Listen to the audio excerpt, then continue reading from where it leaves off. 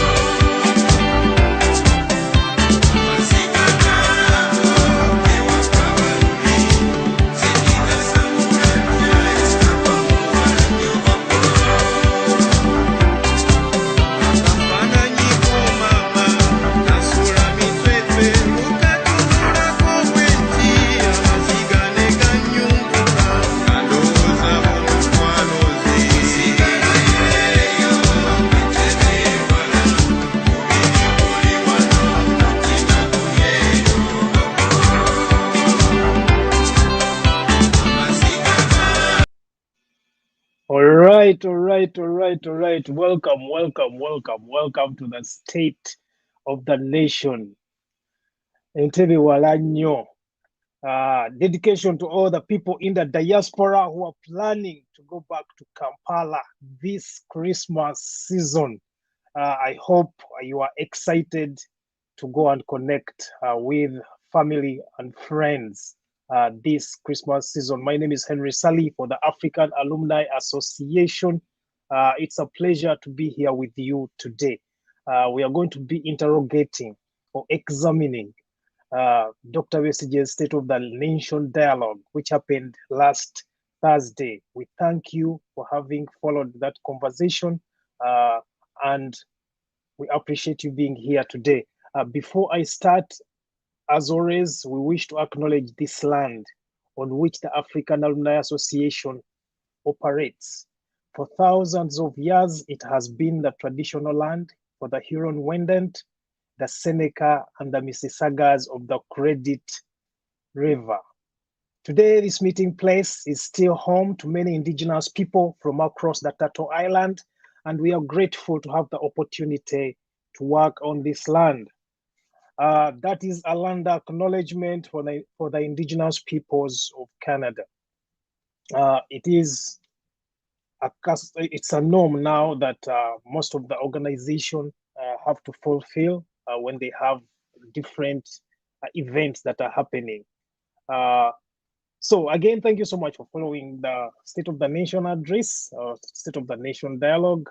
In studio with me today, we do have our regular participant, Counsel Julius Mitala, and of course, Charles Katuramu, a PhD candidate from the University of Michigan, joining us to interrogate the discussion regarding Dr. Besigye's State of the Nation dialogue. I hope you're excited to be here. Let us go ahead. The time has already passed. So, Mr. Mitala, introduce yourself and let us begin this conversation.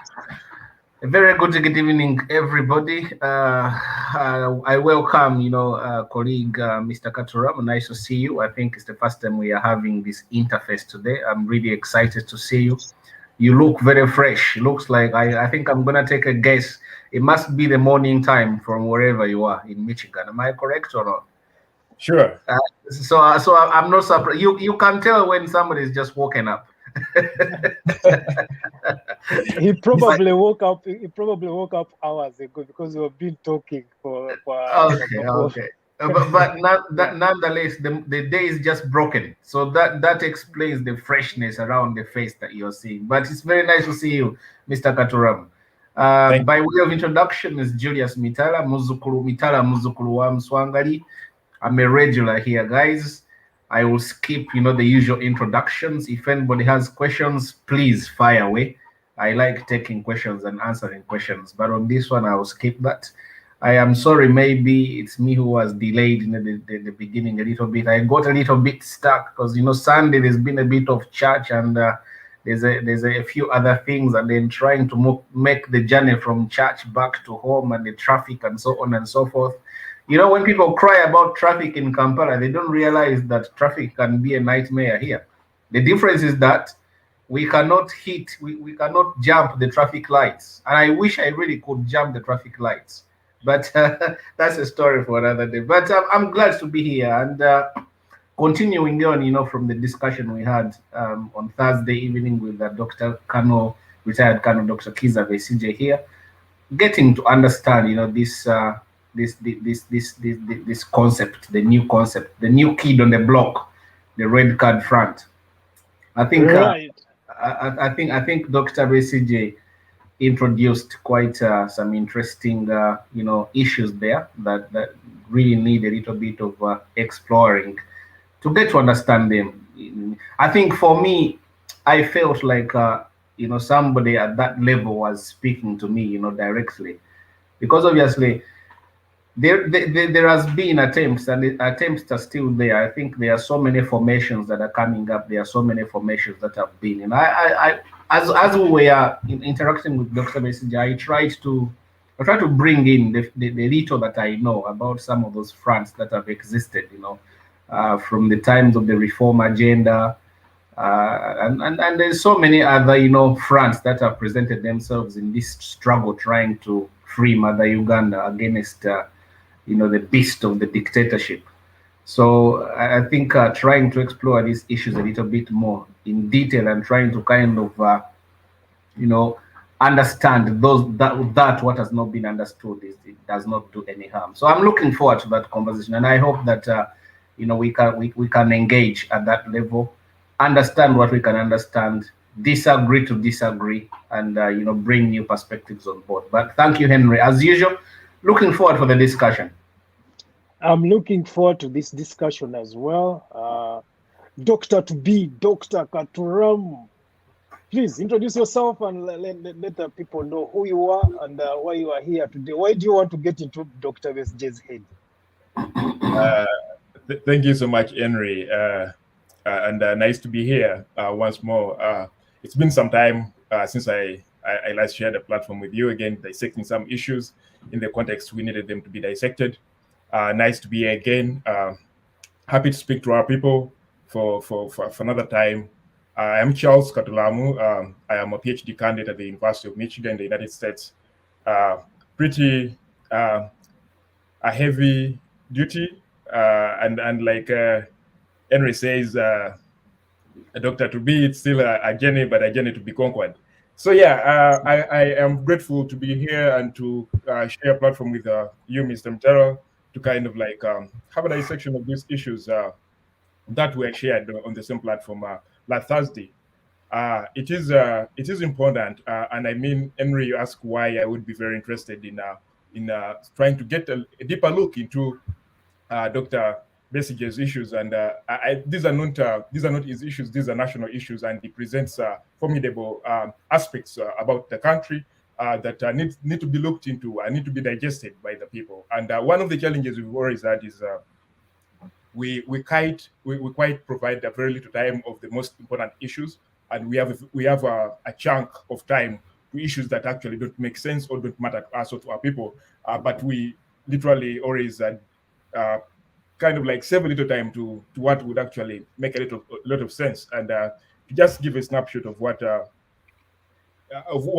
the issue is that we're going to be discussing here, and more to those is when you hear the noise around the red front, the red card front, you actually get to understand that we have kept a very huge sight at the card itself, or at the initiative, the literal meaning of the initiative, rather than understanding what is underneath the project. And that's why you'll hear all this noise, and at the end of the day, the death would come for it, and no one would have understood why it was good for us to kind of like give it a strong sight that event. Otherwise, I am here, and I am happy to kind of like give in my opinion on whatever we have for today. Thank you so much. The Americans called it the 3 cents. Have your 3 cents. 2 cents or 3 cents. Or the 2 cents, yeah. All right. Again, I want to thank you for following us. Thank you so much for your time, for getting time to interrogate some of these issues, in the hopes that we can try to understand each other even when we disagree. But again, this is the state of the nation. My name is Henry Sally. We are here to learn, but you're also here to teach and disseminate information. Again, this is the state of the nation. This is the state of the nation. Rifa Mwanga. We are deliberate, we are reasonable, we are uncensored. The state of the nation with Henry Sally.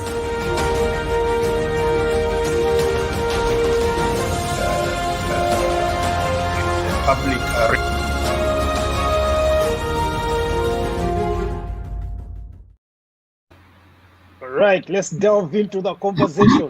In introduction, this is what Mr. Besigye said. So what we are going to do is, I'm going to play a clip of Dr. Besigye, and then I'm going to press these guys to tell me what they are thinking about. What did he mean by that? Is he telling the truth? Where isn't he telling the truth? Do we have evidence to whatever we are alleging? But again, these are all opinions. We are interrogating Besigye's submissions, but we are also trying to interrogate our own thinking about issues. So possibly most people have an idea who I am. Originally a medical doctor, trapped in politics because of the troubles our country has gone through. I was at school during very troubled times. The first government of post-independence government was overthrown. I was in Kampala in 1971. Most of you, I believe, were not born by then. And I was in Kampala in 1979 when that government of Idi Amin was also overthrown. I was completing my university education. And, you know, we were very excited at that time, and we thought that Uganda would have a new beginning, but it was not to be. That transition of the UNLA fell through. But it was during that time that I got in some way involved with the politics. I had never been political at all in my entire life. In fact, not only political, but I had never even been involved in any form of leadership activity. I never was a leader or sought to be a leader as a student at all throughout my entire education life. But after university, we thought that maybe it was worthwhile trying to add our voice, at least to add my voice in the reshaping of the country post Idi Amin. And at that time, I joined that's when I joined a political platform, a new political platform that was, in fact, originally thought of as a third force, because as you may know, at independence, there were really two forces, the UPC-KY alliance and the DP. And in the course of time, of course, KY was,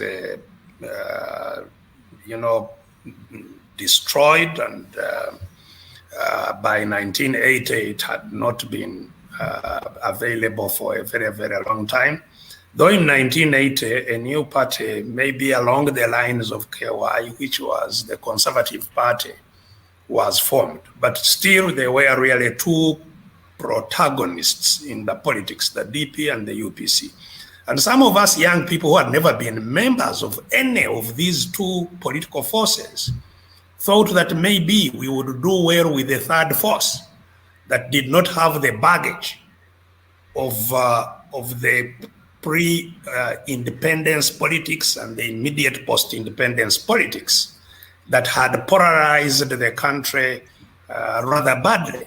And so we were thinking of a third force, and the third force idea eventually crystallized into a political party that then Mr. Museveni came to lead, which was called the Uganda Patriotic Movement. And I therefore, in 1980, subscribed to that party, campaigned for it, and as you all know, that election was very, very problematic. In fact, very much similar to the elections that we have had since. And so the military was very much involved. And it was during the campaigns, in fact, that Mr. Museveni said, if you continue using the force of guns to cause a political upset, we shall fight. Some of us did not understand the implication of that, but after the 1980 election was rigged, and it was definite, it was in fact not a rigging, it was overthrown. The election was overthrown because the day after the election, Paulo Muanga, who was then the leader of the military commission that was running the country, went on radio and announced that he had sacked the Electoral Commission, and that all the powers of the Electoral Commission would be exercised by himself, and that he would be the only person to announce the outcome of the elections. And he went ahead and announced whatever outcome he wanted.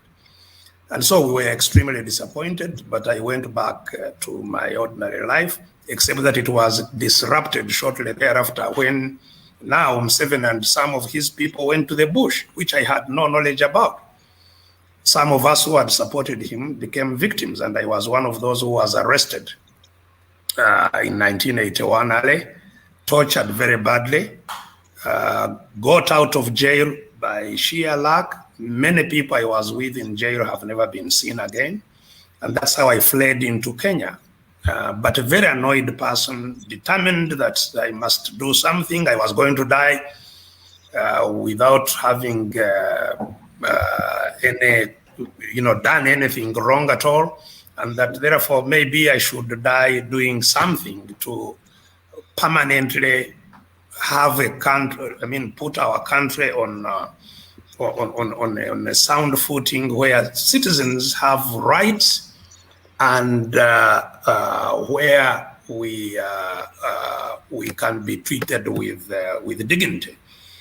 So eventually, after about 1.5 years in Nairobi, I went and joined the Bushmen, and we went through that war, which is a horror story. It was a very difficult situation, but by the grace of God, we. Right. Mr. Katuramu, why don't we start with you? There's a lot that Dr. Besigye talks about in this introductory remarks. Yeah. First of all, he describes himself in his own words, who Besigye really is. And someone that didn't really know about the movement, or even someone who wasn't involved in politics at all. He talks about the chronology of the movement, or UPM, as it was known before. And then he talks about the issues surrounding elections, the 1980 elections, some of which are continuing in all the elections that are coming up lately.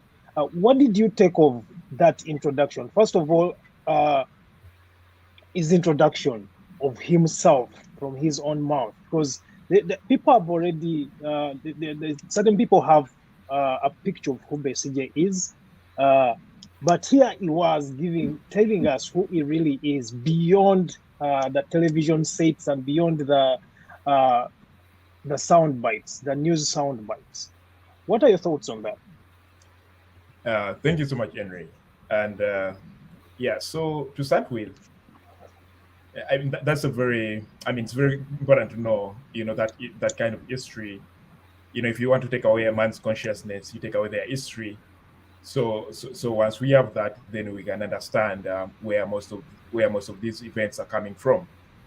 But for me, like you say, my greatest takeaway is on the issue of why that kind of formation. Yeah, why was there this formation? And you see, he mentions at the beginning. He mentions that when they went into this election, before even anything came out, Mr. Museveni communicated that in case of any otherwise, we should be able to carry up the guns, right? Yeah. And you can actually see this that I think and Dr. Besigye acknowledges they did not know what this meant, yeah. Right? But they were following him, and at that option they had nothing but listen at whatever he said, pick out what they could do with, and leave what they couldn't do with to rest. And of course they had hopes. But for me, I believe Mr. Museveni honestly knew that this was not going to turn in his favor. And what he wanted was a justification to move, to move into an uprising, to move to carry the guns, to move into the bush. That's the justification we wanted. And fortunately or unfortunately, the then government managed to swiftly give it to him. They managed to sell it through the concern, gave him the exact justification that he needed. And but as I said, the most important thing now here is what we should be caring about most is why go, right? When they went and what they did and the outcome of what they did, maybe put aside. But now why they went and you talk the reasons here are all, you see, the atrocities of the then government or the then regime. You hear about folks who never knew about Mr. Museveni's plans, but because they had aligned with him or affiliated with him during the political campaigns and everything, like Kizza Besigye being sent into exile, but after being tortured and all that. So you see it that you actually have a government that is stamping on their people, forcing them into exile, torturing them, some being killed, and then which justifies Mr. Museveni's movement into the bushes and everything. So why I care about that most is, like you said, these are some of the things we are seeing today, right? So if this justified the action for the then leaders to go ahead and trample against the then government or the then regime, then why is it that after 36 years of interest of the authority and power to the same people who thought that the then regimes were awful to human rights, were awful to the lives of Ugandans, are actually witnessing, you should say, the return or kind of the same thing. Yeah. And by the way, Dr. Besigye said that in that election, the 1980 election, only one person was killed. Besides the fact that Mr. Mwanga overtook or hijacked the elections, but there was only one death in that election. And in the recent election, we have over 60 people killed. We have that are not accounted for, and we are good as a country. We are moving on, and no one went to the bush, right? But we have thousands, we have thousands still in prison, right? And no one has gone to the bush. So I think for the current leaders or the current political aides not going to the bush, or the current opposition powers not going to the bush, or not getting guns against the current regime, is important, and it is kind of like informed by what happened before, because the earlier opposition going to the bush, or the Mr. Museveni's side of formation. Formation going into the bush, they actually not solve the atrocities that we had in the country, right? So as current political parties or political formations in opposition of his regime, I think then you can also realize that probably getting guns over him may not solve the atrocities in the country, right? So for me, that's where my utmost interest is. So why did they go? And if they went right, whatever outcomes came out, or whatever outcomes were as a result of their going, but why do we still have the same atrocities, right? And anyone will tell you, because we have had a problem of the legitimacy. So they need to build a legitimacy into a country, and thinking that there could be no one better to take over from you, or there could be no one better to serve the country as you've served it, or as you would wish to serve for it. And I think there is a very strongest desire for these leaders to implement certain progress of a country and their ability to do so. So their willingness and desire is very stronger than their ability to do so, and that has made them think that the only way they can still justify their actions is to build a legitimacy, and which legitimacy is going to come at a cost, and which cost of like people's rights, people's lives, people's well-being, and that's what we are seeing now.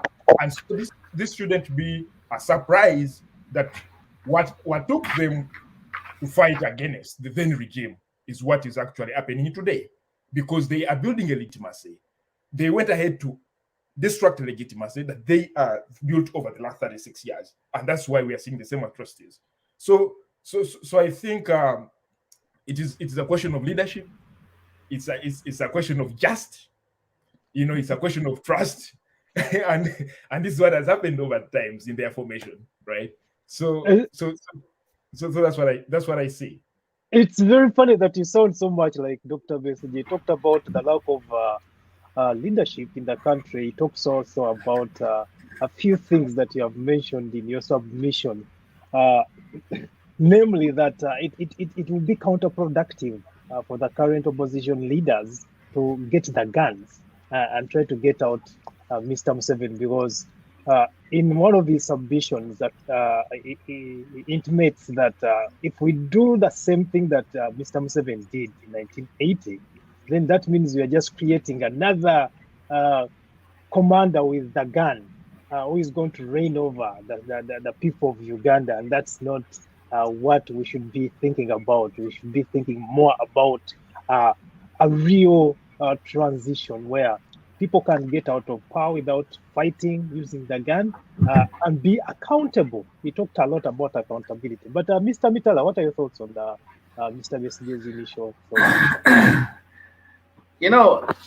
I think for me, as I said last time, is I think the danger, especially for many of us that we are faced with currently, is that there is this there's this deconstruction of Uganda's political history and to create this impression, to make it look like, you know, the entire, you know, context of Uganda's political history started in 1986. If you do speak to people who are possibly younger than ourselves, and you know, it's actually even funny because we are not the oldest, but if you speak to people who are probably younger than me and you or Charles, you might find a very kind of different kind of understanding of what exactly our, you know, political history really, you know, means. And I think this is what Dr. Besigye was very helpful here in trying to construct, you know, our history, taking us back from 1962, from the 1960s, and possibly even before that, you know, and talking about this, how you know, the construction of the state was a half-baked kind of job that, you know, brought us into this crisis of where we are.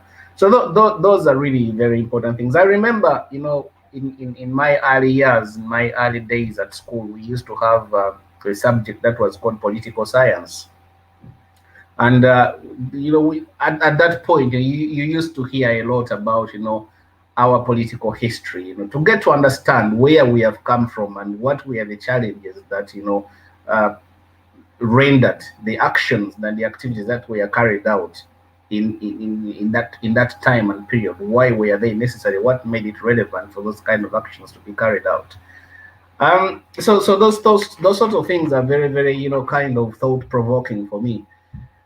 But I want to look at, and I always, this for me, my contrast is always to look at, you know, the 10-point program of the National Resistance Army, or the NRM, you know, that master document they created, the so-called 10-point program, and all the things that were promised, you know, at that point in 1986, the foundation of the fundamental change.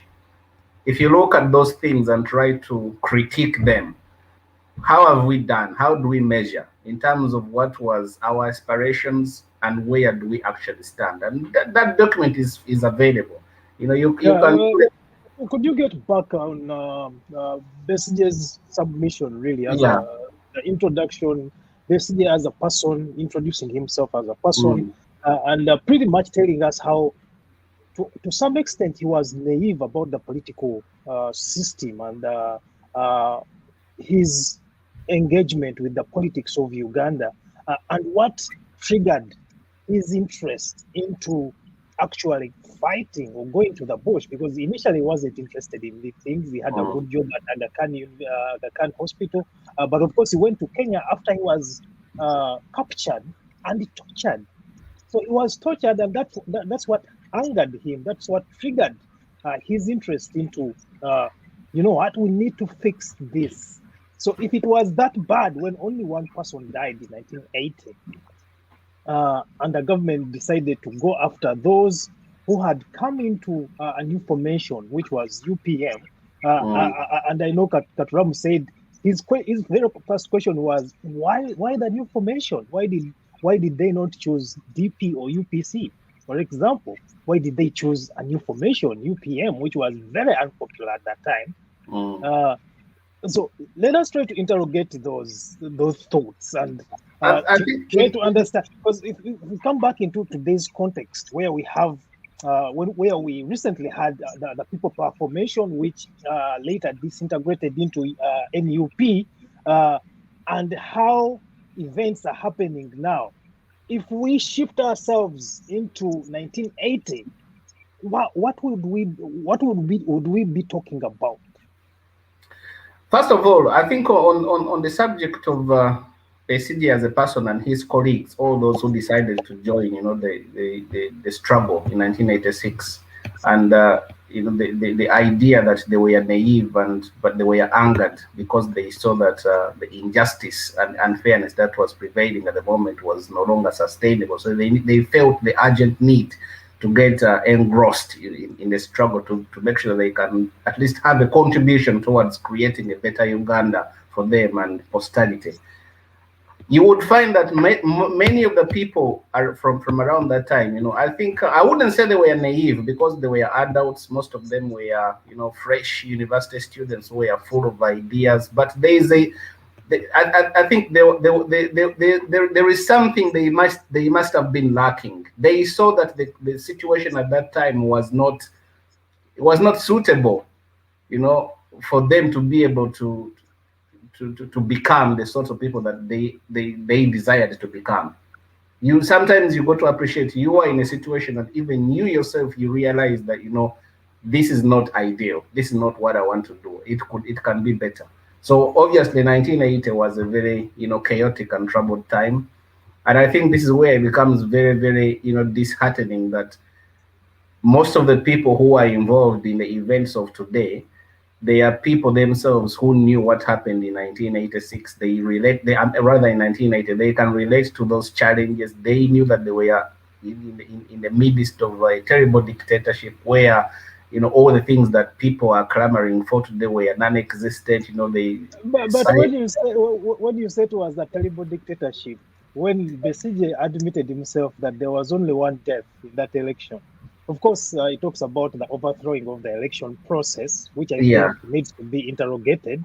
But there was only one death, right? Besigye also admitted that he really didn't know what Museveni meant when he said that if there's any kind of infringement within the election process, we are going to fight. This is a guy who declared it on national television. We are together to one. I've had. Can someone say that today and they survive? So when we are interrogating those issues of 1980, we also need to come back into the present situation and see the kind of freedom political opposition players have when they are discussing these when they are having contestations of ideas, right? Because we also cannot ignore Mr. Katuramu's question. Why the new formation? Why did they have to make a new formation? I was watching a documentary here about the late Mobutu Sese Seko, how he came to power, how he sustained himself in power, and eventually how he fell, how he fled to exile and ended up dying in exile. Mobutu was Lumumba's right-hand man. When Lumumba went to Belgium to negotiate for the independence of Congo, as it was then before Mobutu turned it into Zaire, he found Mobutu as a young journalist living in Belgium. And he was struck by the sort of man this idealistic young man who was very eloquent, could speak, and he seemed to understand, global politics. He seemed to understand, the problems of, Africa, Africanization as it was. And then, so during those negotiations, Lumumba made Mobutu his right-hand man. And the events that followed on from there, when they went back home, 1960, after the Congo had become independent, Mobutu was given a very, important job in the new government. Only 6 months down the road, he carried out an assassination. He carried out a coup, overtook the government, sacked the prime minister and the president, and over that he assumed power for himself, and he ended up murdering Lumumba. And then the events that transpired on from there, they were very catastrophic, So I think there has been people who have suggested that possibly Dr. Milton Obote was a very lenient man with Mr. Museveni because he knew about him. And you cannot tell me that as president of the country at that time, and the entire intelligence kind of network that must have existed at that time, that they didn't know that the current president, Mr. Museveni, then was thinking of, or was actively, engaging himself in acts of, subversion. But even Obote himself, when he has been seen, when he has spoken, he has regretted not having taken the actions that he should have taken as president at the time. But I think he was a lenient man, and possibly he was more democratic than what people have thought other than the contrary that has been painted. Because despite all that was going on, he allowed the conversations, to go on, Mr. Museveni was not arrested in 1980 when he was campaigning as for president. He wasn't arrested. He was given the platform. He canvassed across the entire country. He went to. You see, I think we have seen some of the clips. We have seen some of the clips from around that time. He was really canvassing. He was talking to masses of, congregations, people who turned up to listen to his message. Of course, the message was rejected, but at least he had the opportunity to be able to present his idea to the masses. Now, fast forward to where we are. What happens when people who even think about, contesting for the presidency, what happens to them? So there are those sharp contradictions. But I think what I really want to come back to is what was the understanding of the people like Mr. Besigye and his colleagues who decided to follow Mr. Museveni, at that point in time. The thing is, they saw. They had a grand hope. They had a vision. They hoped for something better. And I think what has happened along the way is they ended up in something that I refer to as a mass deception. That's exactly what happened. They were deceived. And they were not, maybe they didn't have the time, And actually, Besigye didn't mention it himself, that they never had the opportunity to kind of carry out a detailed analysis of the sorts of individuals that they ended up to be in government. And I think that's probably where the problem is. Mr. I don't know. Yeah. What are your thoughts on that? So I think the question of leniency with the Dr. Bote is checkable. Like I think it was not leniency, but I think the two players, Mr. Bote and Mr. Museveni, actually have different ways of playing their cards. Mr. Museveni does not give you a chance. Like, he doesn't take chances. He doesn't play bait. And I think that's what Obote was at. Like, he undermined the actors he had at the time. And Mr. Museveni at no time will he do that. He will not take any chances. He never undermines anyone. Like, he will take the same odds to any political player that is in field with him. He will question everything. And that's what Obote couldn't do. And so when you see the difference, it's not by mistake. It was by their action. And when we say that probably Obote was more democratic than what we see in Mr. Museveni, for me, I still think it is about the game they play. The other one was a risk taker, very, very much risk taker. And you should be aware that I think that's why Mr. Museveni is so a rationale to just destroy the old guard of the nation, because he knew when even if he went through the national army to topple the then government, he would still be toppled in a few. So he knew one of the easiest ways to do this is to go away from them, come and overhaul the whole system and build a different legitimacy, and he succeeded on that, But I agree with Mr. Mitala on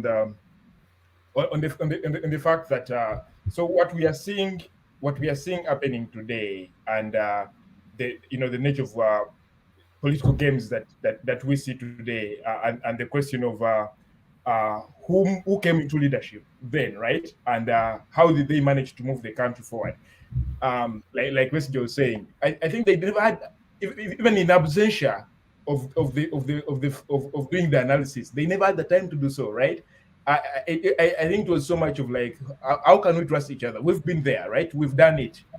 Therefore, we've come, and we all think we have the same objective for the country. And don't you think probably these guys were not deceived? For me, I think they just had their trust into this one basket, and it was not a game of like deceit. I think they never had the time to actually interrogate what was actually going to be going on over the time, right? And they were caught off guard in the along the way. They got their eyes open along the way. This is very complicated, because Besigye talks about it actually in his next clip that I'm going to play. Because most of the things that he talks about in that clip that I shared before were post-power, before they had the power, right? This is 1980. This is when they are all disgruntled. These guys are playing us. These guys are dictatorships. They are torturing us. So Besigye runs to Kenya. He ends up getting a job in Kenya, but later on learns that his colleagues in Kampala, who were part of the UPM, had gone to the bush, which he didn't know about. So he makes a decision because of the torture he received in Kampala. He makes a decision that, you know what, I should be in the bush. So he also goes to the bush without knowing what the real vision is, right? Because he was angry, he was upset because he was tortured. So he ends up in the bush. So when you go to the bush, you find a completely different structure, different, like you really don't know what the deal is, but you are there thinking that you're going to topple the government and take over government. But what do we do when we topple government? I'm gonna play this before you play that clip, but no, you know, we need to interrogate Besigye. Like if we keep on doing the yeah, same thing. Just before you play, I want to construct that in some very basic kind of form, so that we can be able to align ourselves back together. You and I and Charles can sit here today and agree to form a company because there is a sad economic crisis. Everyone of us wants to hit some kind of success. Every one of us wants to see some kind of economic development, some kind of initiative. So the three of us can sit here, and we can decide to form a company. But it's also possible that one of us might have his own, deep-seated kind of secrets that they won't bring to the table.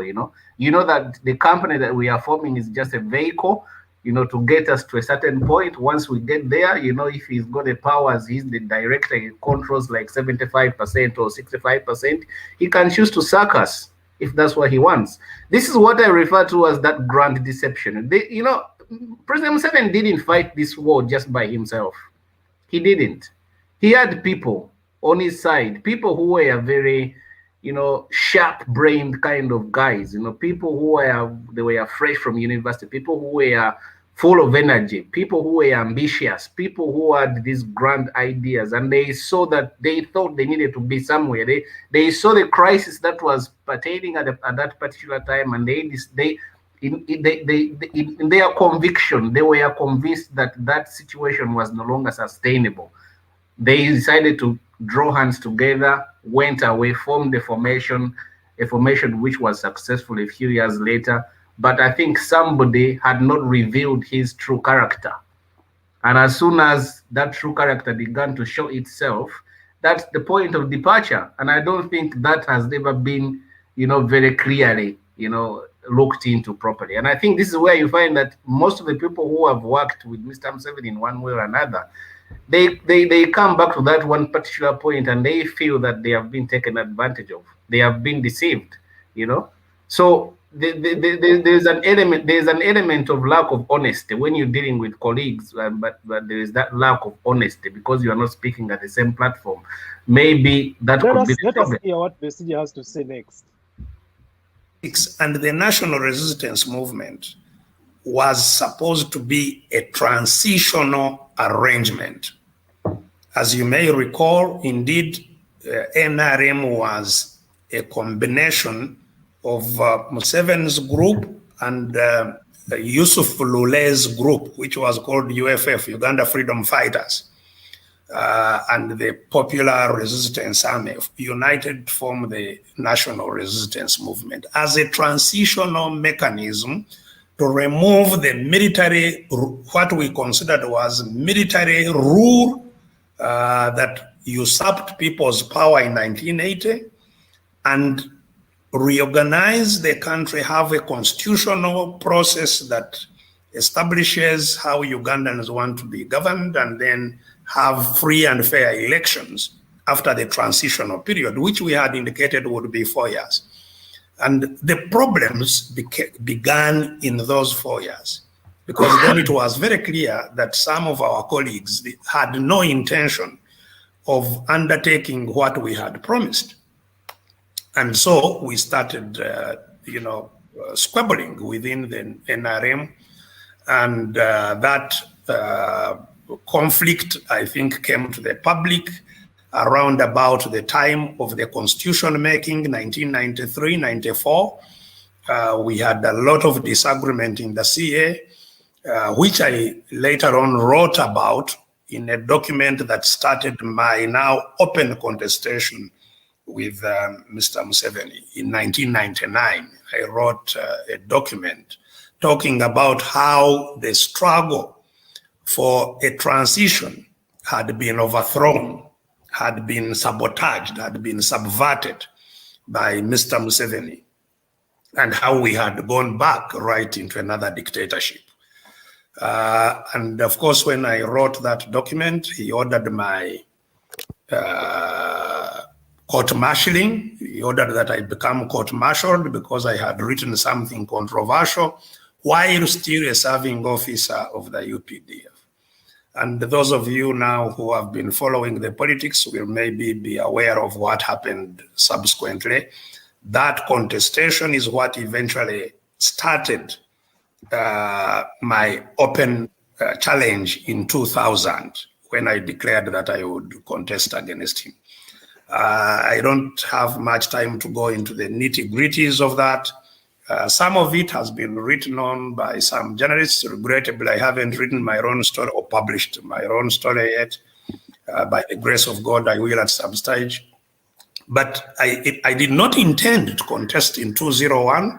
We had a candidate, those of us who were protesting the continuation of Museveni's rule.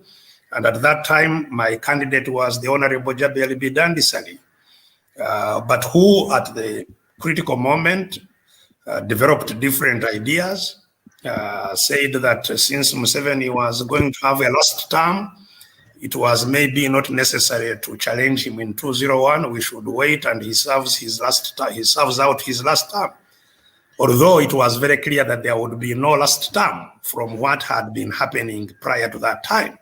And so we disagreed, and in the process of which Mr. Museveni, I think, learned of my hard line and decided to arrest me. And the declaration that I was going to contest against him in 2001 was actually to preempt the arrest so that he arrests somebody who has already publicly declared that they are going to contest against him. But that is, I think, not them. That is my story. It is a long story. Hopefully, to some stage, I will write about it.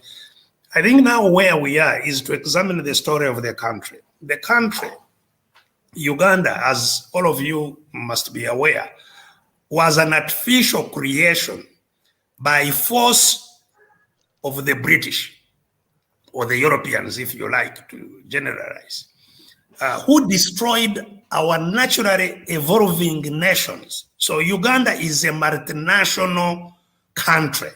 We had different nation states within Uganda. These nation states were forcefully, were destroyed, were overrun, and a new artificial state called Uganda was created and run, therefore, by force for about 70 years by the British. We became subjects of the British monarch. We lost our citizenship and became subjects of the British monarch. Now, that's where, if you want to understand the situation we are in today, that's where you must begin. That, first of all, our nations were destroyed. They are still there, but they were destroyed.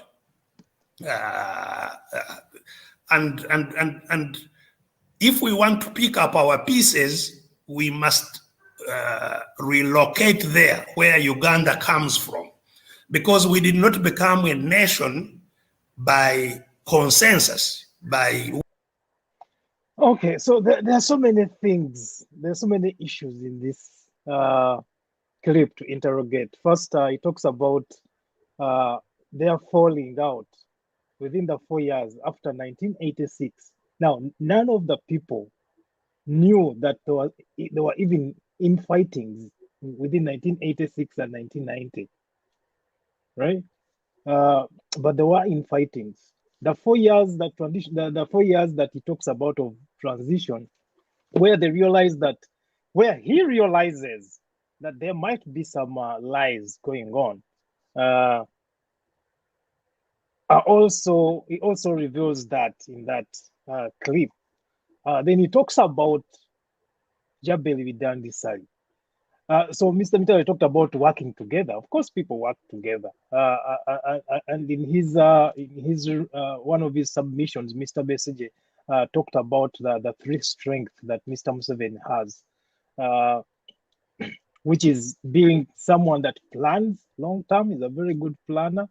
He plans long term.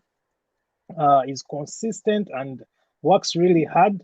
But also number 3, he uses people to get his stuff done.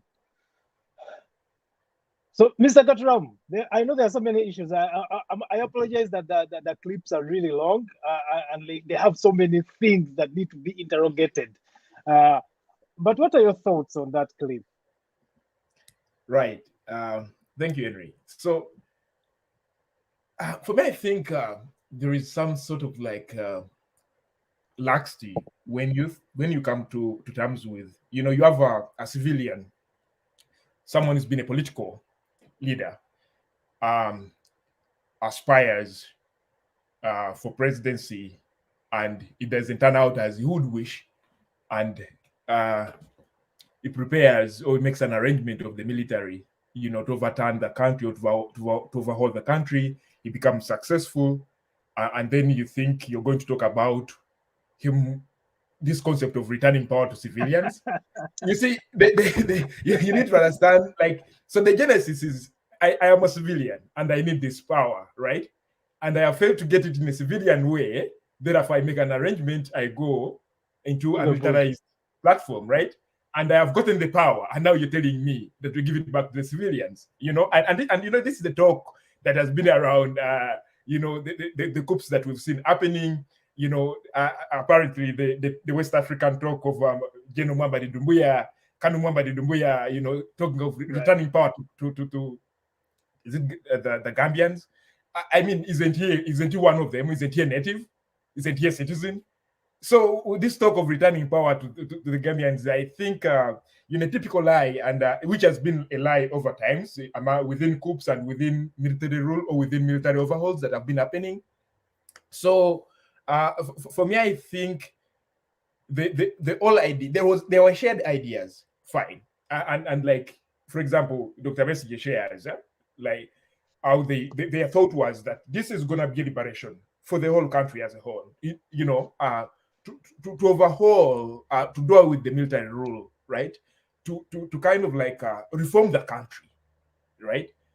And I think that's what they shared, but they did not know that one who brought them together had their own agenda from day one, right? They had their own needs, and they forgot to internalize the fact that before the conversation about reforming the country, there was a need of the presidency of that country by someone. So the question would then be, was the conversation of reforming Uganda as a country from military rule, was it a conversation before, for example, the 1980 elections? And was it a conversation led by Mr. Museveni? Yeah. So if you could answer that, probably a no, then where do you ever expect to trust the process of talking about overhauling the military rule of the country that actually someone has been part of? He was part of that military rule. Okay. Right. And then you start putting him in those conversations. I think for him, he realized, what do they want to know? What do they want us to share? Right.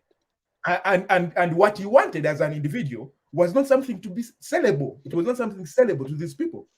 So he had to connive with their shareable desires. Fine. However, his individualistic. I have my own as well. Yeah. Exactly. I have my own. Before you talk about overhauling the military rule in the country, I have been part of that. Fine. My interest has been to become the leader of the country. And we now use the military to overhaul the current regime, and we come in, and then you talk about transforming the country. I mean, I'm already there. I will transform it in the way I want it. So for me, I think there was that lag. There was that lag, and you cannot blame them. You cannot, because regardless, these conversations, I think, the issue was trust. The issue was working together for a common goal, which they all thought they could achieve, and they never actually got signs of pushbacks from Mr. Museveni. He was welcoming of all these conversations, right? He was welcoming, so you could never see a sign of like pushbacks at times. So, and of course, that's how we see them parting ways after, definitely, of course, Dr. Besigye realizing that what we actually thought is different. it's fortunate or unfortunate that the other colleagues maybe saw it and they came to terms with the reality and they decided to just settle in. Right. While others saw it later, or they thought that probably they have a better chance, and that over time when they realized, oh no, we actually do not have a chance, it was late probably for them to think otherwise. So you have a conundrum that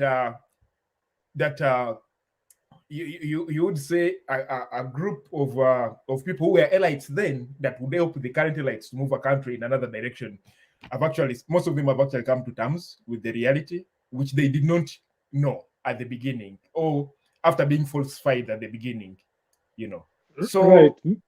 Yeah. Mr. Mitala, your thoughts on that?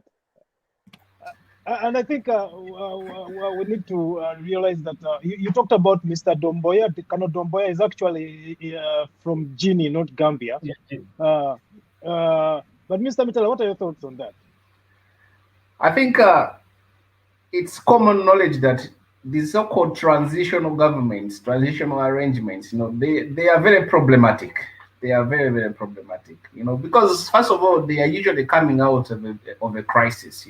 I think the origin of a transitional arrangement is that there is a status quo that is unsustainable, and then a group of people come together and they put together something which is meant to be temporary as we arrange. Maybe we are in anticipation that there will be a general election and then there will be a return to normality. But transitional governments, wherever they have been created, they have always been very democratic. Particularly so that there is always a disconnect between the players in the transition and the actual aspirations of the general masses of the majority population. So I think some of those issues that Dr. Besigye was talking about there, I think they are classic of what would be expected in any kind of transitional governments. First of all, transitional governments, they are not democratic. There is a lack of democracy there. The people, the agents who put themselves forward, they have got no democratic credential whatsoever, So who elects them? How does the system come by? Who makes that decision that so and so will now be the head of state, so and so will be so and so? Because by the nature of their birth, by the nature of their creation, there's an outright, from inception, there's an outright lack of democracy. So it's very difficult to really think about a situation where a transitional arrangement will produce something that's really tangible. So I think for me, that is one of those things that I want to take very, very cautiously, because even in the transition that we are kind of inferring that there's going to be a transition going forward, again, there's problems there, because as I said, there is always the fundamental problem is that there is always a disconnect in terms of something that's referred to as agency loss. The disconnect between the agents, the players, key players in the transitional arrangement, and the actual aspiration of the majority of the people. So how do you reconcile those two? So possibly this is what happened in 1986. We had a transitional arrangement there.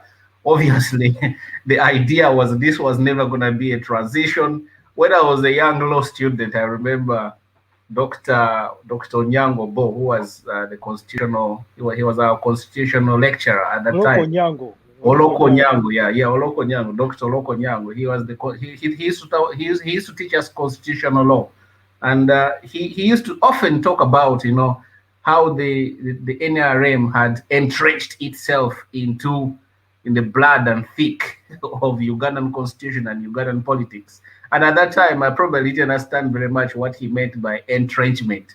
But I think on reflection, looking back at those years at university, I can clearly see what he meant and what he foresaw, But that's one of the problems. Transitional governments, transitional arrangements, they are undemocratic. Usually they are full of problems, and you just don't know how they might play out, Nobody knows really how they might play out. But then also, just before you go to Katuramu, there's two things that I'm going to be very quick on these, and this is maybe something that I would possibly want to understand myself a little bit more, not only from Dr. Besigye, but from any other key political player. This concept that he talked about the creation of Uganda from various states. That's where I was going. That artificial entity, Uganda. Yeah, that artificial entity. I think that's kind of difficult for me to. I can understand it, but it's a bit difficult because I'm trying to understand what is his proposal, because that scenario was put onto us, and it's where we are.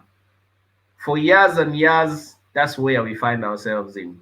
So are we talking about dismantling that artificial state and creating a new state, a new Uganda? Maybe, I don't know. That begins now to introduce concepts like federal governments, regional governments, localism, and so on and so forth. But then at the same time, we are talking about a united Uganda. We are all Ugandans, people from Teso, from the east, from the north, from everywhere. But I don't think that was his contestation about the artificial entity. I think I think his idea was to that none of the local Ugandans were involved in suggesting an artificial entity that Uganda is. First of all, the colonialists decided when they came. Of course, when they came, they were scrambling for Africa. They didn't care who was located where. They just put together different borders, right? But even in 1962, when they attempted to have these conversations, they didn't have these conversations with the citizens. For example, the few entities that are enlisted on the Parliament of Uganda, they did not have consultations with the people to agree on the creation of the entity that Uganda is. But I wonder what Mr. Katuramu Mr. Katuramu's thoughts are, because I think that's a statement of fact from Mr. Besigye. Uganda is still an artificial entity. If we do have any challenges right now, it's because we haven't come together to figure out how we are going to govern ourselves. Mr. Katuramu.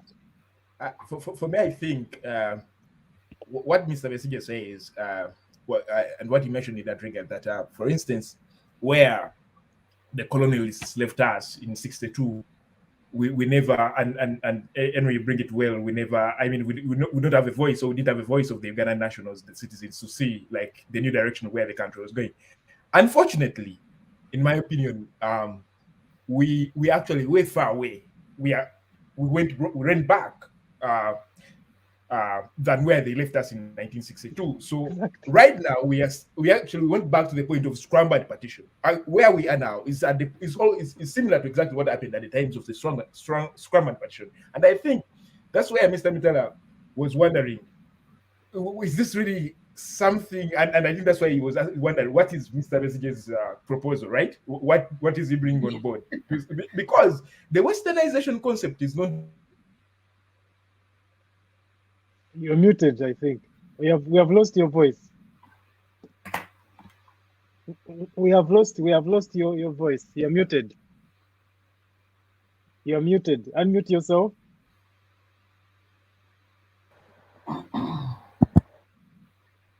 Unmute yourself. Speak. I think we're not good. Yeah, you're good. So, what Mr. Mitala was suggesting that, or was wondering whether Dr. Besigye really has a proposal about this initiative. Yeah, is a good question, and we should be asking ourselves about this, because I do not think we are going to get rid of the westernization policies or powers. Like, we are losing you. You're muted again. I was saying that unfortunately, where we think they left us, we're actually backward. We are way far back. We are still at we're back at the point during the same times of like partition and scramble. When you see what's going on now, and regardless of who takes up the leadership of the country, regardless of which entity is in power, regardless of who has the authority, the westernization question is going to remain very strong. Right. And I do not think it's going to be very easy for us to turn it around. And if you ask anyone about Uganda's transition, apparently, maybe from one leadership to another. And the weight that carries, and the weight that the turnaround of the westernization conundrum carries, I think you better think about how you can transition from one leadership to another in Uganda than think about the westernization conundrum. You know what I mean? That is true. It is That's really true. But I something think that is, what Mr. Besigye if we is started trying to discussing challenge about us- it is really something that we may not be able to grind to look at where should we go from now and how are we going to handle that issue. Because whatever is happening around that is really, it seems, and even today, no one no national is brought on board. And what, Henry, you were trying to describe here or explain, that where we part in 1962, where we part of what we thought our country was going to be. My question is still, do you think we are part of what we think our country is going to be tomorrow? But that's We what are not. Besigye is trying to say. You know, Besigye is trying to we say. are not part. No, we are not. And that's So, what Besigye is trying to say. So that's the when he was most, talking about the red card front, challenging thing. when he was talking about the red card front, his conception of the red card front was or is to empower people, because right now we are being deceived, to be open, that we do have power. They say that the people have power, and I remember Mr. Mitala bringing in an example of the UK Prime Minister being accountable to the people, right?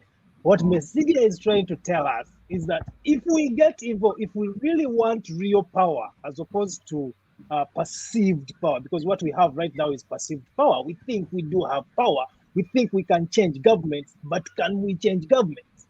And Mr. Besigye was challenging us to engage people, to engage all the people, to ensure that people actually get back their power. Now, we may not be able to dismantle the Western conception of Uganda or creation of Uganda, but if we are able to empower people using the article number 3 of the Constitution, where everyone will know that it is my responsibility to liberate my country, and we take that power back, where we can actually make leaders accountable to how our country is governed, then we shall have almost overcome even the Western creation that Uganda is.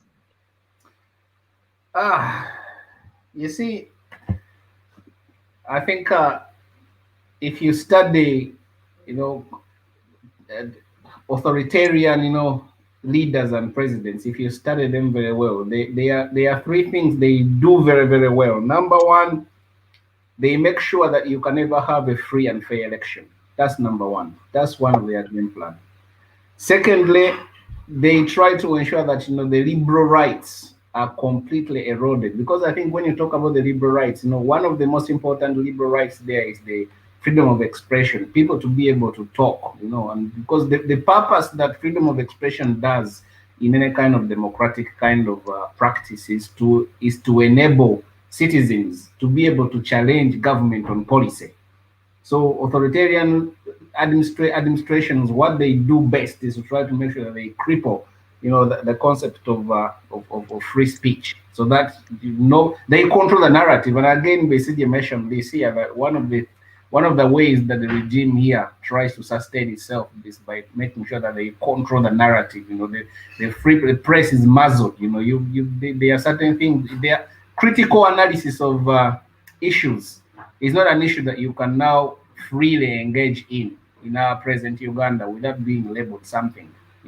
So that's one thing. The third thing that most authoritarian administrations do is to make sure that they derail the court system completely. They make sure they staff the courts with people who can only make decisions that are favorable to them. And when you talk about the court system, you're also talking about the parliamentary kind of arrangements. You talk about the judiciary, executive, everything. They staff. So Mr. Museveni has been a very, very clever man. His use of the term patronage, I don't think it's been possibly no other person around the East African bloc has been able to do patronage the way Mr. Museveni does it. He knows it and it works for him. And you see people you trust, people you think that okay, I see this man, he's on board, he might be able to challenge the status quo. They cannot, because they are all depending on patronage. Their existence, their sole existence is the existence of Mr. Museveni. They know that without Mr. Museveni being there, they cannot survive. So he excels on that one. So ultimately, keeping the population without understanding their value, their net value in terms of political engagement, is a very crucial factor, because as we all understand, I think Charles has been mentioning it here. There is this grand deception that power belongs to the people. It's too much of it's too much of an abstract kind of concept when you think about it, because you say power belongs to people, but who are the people? Who are the people really, and how do people exercise that power? That's really what we are lacking. So all these fronts that are coming up, the red card, the NUP, the reform agenda, all those platforms that we are talking about here, I think their objective is just simple one. They are trying to mobilize the masses, to make the masses aware that, guys, you have a say. And if you say that we don't like this, you can have a change. You can have the change that you desire. But there has to be that one. I think the masses have got to speak with one voice.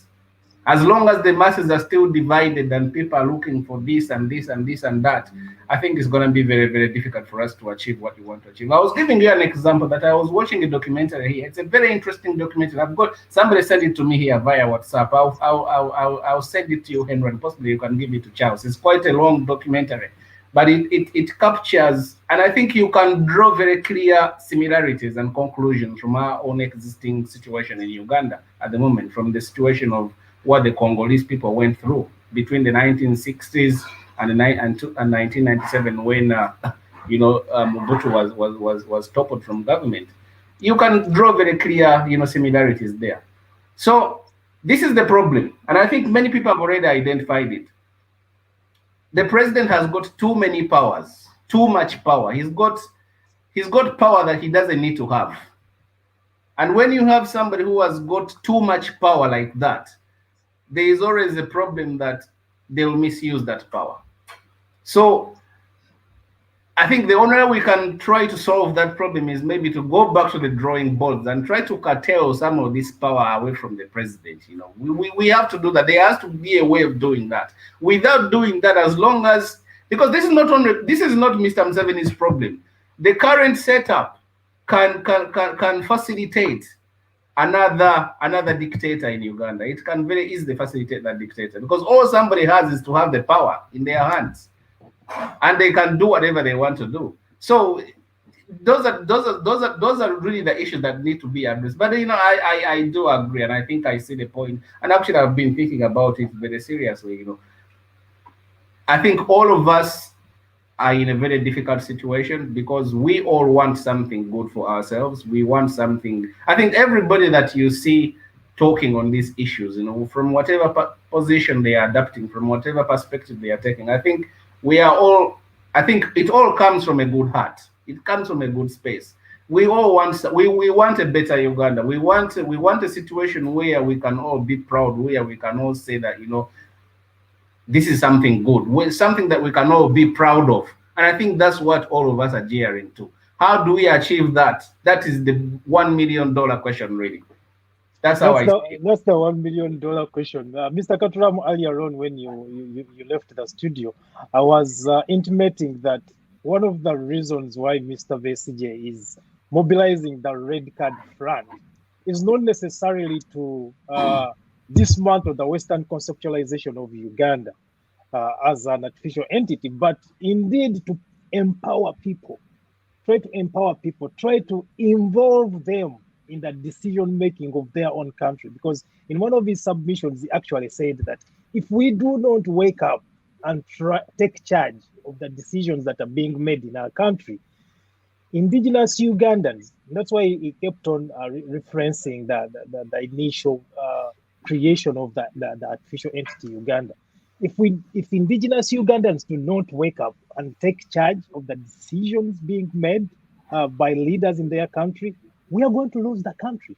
We are going to lose the country to people who think more critical about issues than we do, because they will come and take over the country. And what will happen to indigenous Ugandans is the same thing that has happened to indigenous people in Canada, to the indigenous peoples in the US, Australia, where we shall just become a subject of affirmative action as opposed to being real decision makers in our own lands. I don't know what your thoughts are on that. I agree with you, and I agree with Dr. Besigye that initiatives like the Red Card Front is not to kind of like overrun the westernization concept, but to empower the people, to make them have a say, to empower their actions within what's going on in the country. And that one I agree with totally. And I also acknowledge the fact that if that's not happening, then I mean, if you don't act where you need to act, someone else would come and act in your home, right? So that I agree perfectly. But now the question is, and I know Dr. Besigye thinks about this, and it has been around him over the times. The question is, are the people we think foresaw, are they ready to take up what we think, right? If you're mobilizing these energies within these people, are they ready to accept these energies and realize what you would think they would realize from these energies? That's a question to answer.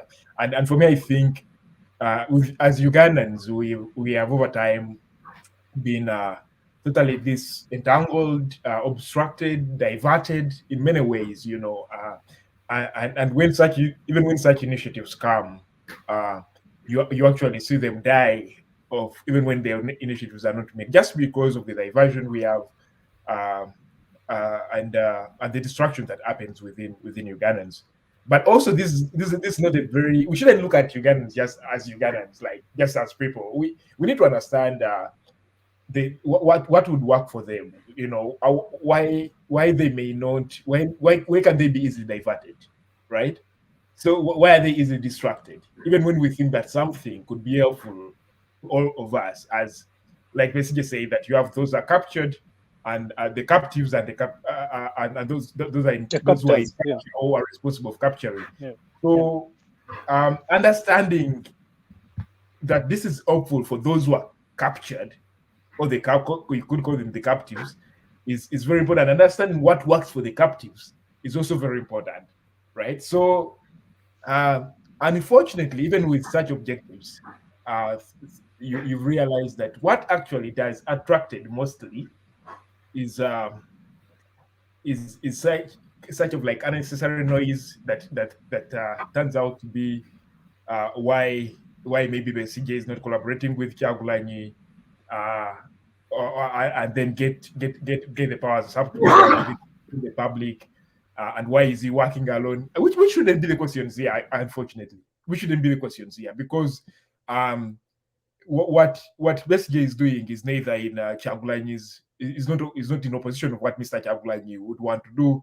Neither is what Kyagulanyi's platform is running for the country is not against what Besigye would wish for Uganda. So for me, I do not actually see that. But why do you think they would be more interested in that than the actual objective of the whole formation?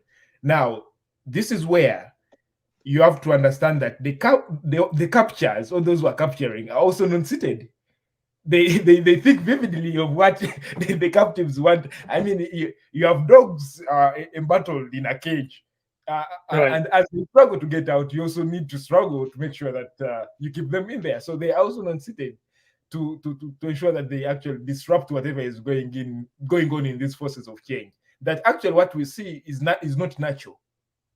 And that's one of the challenges, that we assume that that what we see may be natural. What we see among Ugandans is not natural, but also the fact that Ugandans want to settle for less. Right. We settle for less. For example, the example Dr. Besigye gave, that if Mr. Museveni was traveling from Entebbe to Kampala, and we had a number of people, standing around in Entebbe Road, like red flagging him. I mean, he would know that probably his time is up, right? But now the question of like, okay, why don't we have such people right? Why? I know. Why can't it be taken in, right, by the people? Yeah. Why hasn't it been conceptualized by the people? Yeah. And that's Exactly. something very easy. You don't have to spend a lot of money. You can even just have a red Exactly. throat. And when he was with Chagulanyi in the third quarter of 2020, when they formed the United Forces of Change, and they encouraged angry Ugandans to bang whatever was near them if they did not have what to eat, if they felt really angry. But we really thought there was no anger in Uganda because you couldn't hear any noises at the time. So why is it? But also, one of the things that, and this is not a problem for Mr. Museveni himself. I think it's a problem that it's characteristic of all world dictators. If you see how they approach this thing, most of them are now hiding behind this concept of national security. You know, characterizing anybody who tries to provide an alternative view or an alternative kind of line of thought, characterizing them as a terrorist or somebody who is against national security. It's a very classic kind of card that is very quickly thrown out, and I think the moment you throw that out, you know, everybody goes quiet. You know, even people from the international community, the moment you throw that card around, you know, so and so in threatening national security, you know, people go quiet. People just go numb. They shut up because nobody wants to be associated with that kind of you know, concept in every sense of the world. Hello, but so how would someone be a threat to national security by raising the way they are doing it? The way they are doing is that, you know, the fear that is being driven, you know, into the public, the clobbering that you see, the excessiveness of the security apparatus, the excesses of the people who are supposed to be protecting the person and his property is not by mistake. It's not happening by mistake. They know, but they fully understand the chilling effect that can have on the ability of the people to mobilize themselves and stand up. And this is exactly what Charles is saying, that, you know, the captures of state power, they are not seated as though they are not sleeping. They know that, you know, by melting out this great fear, these great atrocities, all the sorts of things that they are doing to people, you know, needlessly, because sometimes people find themselves in situations simply because, you know, you say something that somebody doesn't like, you know, and what happened from there, you know, I don't have to narrate the stories of endless numbers of people who have, you know, they have ended up with broken limbs, broken legs, you know, almost blinded, and it's ugly things. But those things are not happening by mistake. Do you think Museveni's government has the capacity to arrest 1 million Ugandans who would be standing on the roads of Entebbe, raising red cards? So these platforms, the red cards, and everybody who's doing something, you know, towards that direction, I think then it becomes obvious that, number one, they realize that the regime is very fragile. Number one, they realize that the regime is very weak. So they are trying to take the opportunity at this right moment by encouraging people, you know. I've seen the word that has been used. I think it's the word that has been drawn about is conscientization of the masses, awakening of the masses, making them conscious, you know. Somebody said that people have been sleeping for so long, you know. This idea of Twafne Mirembe Twebake, maybe I think it's about time that people need to wake up from that slumber and get to realize that, you know, what is really at stake is as important as the sleep that they are enjoying.